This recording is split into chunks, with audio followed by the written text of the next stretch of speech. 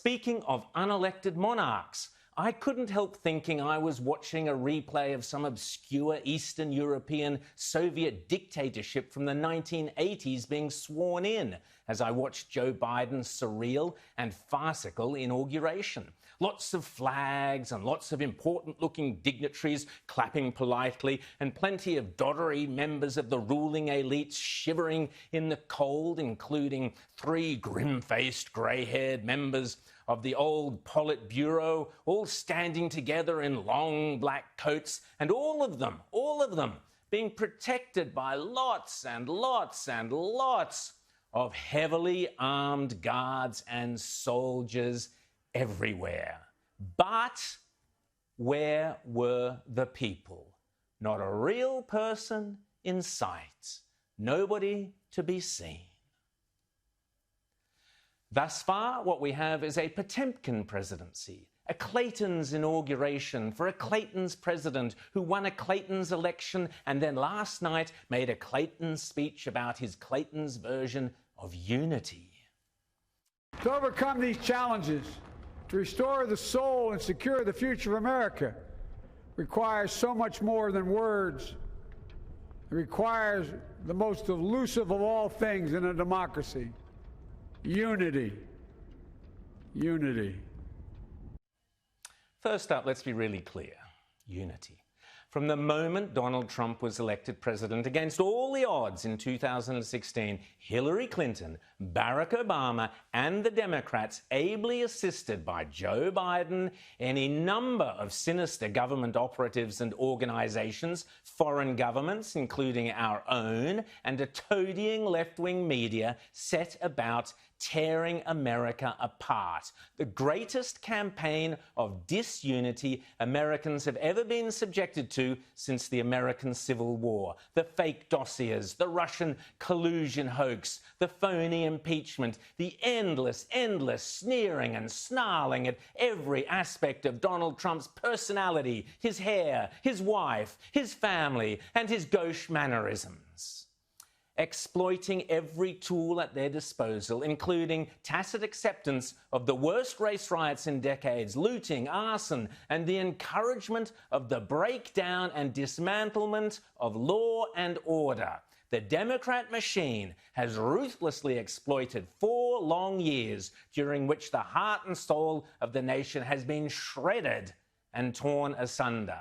Yet, despite the unrelenting attacks and disruption, Donald Trump managed to fulfill, one by one, nearly every commitment he had made to the American people. His chief of staff, Mark Meadows, described here on this show a massive whiteboard alongside the Oval Office where one by one election commitments were ticked off. That is democracy at work. How dare Joe Biden now complain about the 4 turbulent years he and his party, at best, refused to lift a finger to prevent, and at worst, were deliberately fomenting. To blame this on his predecessor, as he clearly tries to, is a disgrace. And I ask every American to join me in this cause.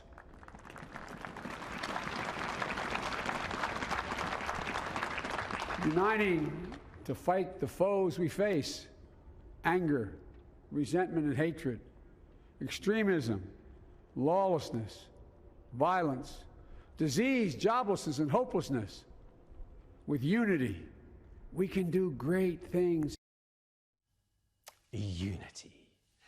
The simple reality is that Joe Biden and the Democrats abandoned the good ship Unity 4 years ago, and they can never heal a nation if they refuse to admit to their part in creating the disunity. History, faith, and reason show the way of unity. We can see each other not as adversaries, but as neighbors. We can treat each other with dignity and respect. We can join forces, stop the shouting, and lower the temperature. For without unity, there is no peace, only bitterness and fury. Unity.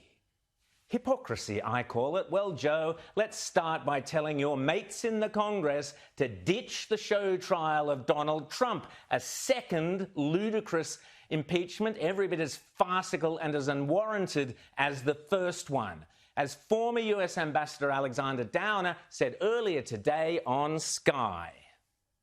I mean, I think if he wants to bring the country together, he should just stop that impeachment and get Nancy Pelosi, who's a very partisan player, and Chuck Schumer, her counterpart in the Senate, to bring this to an end and just move on.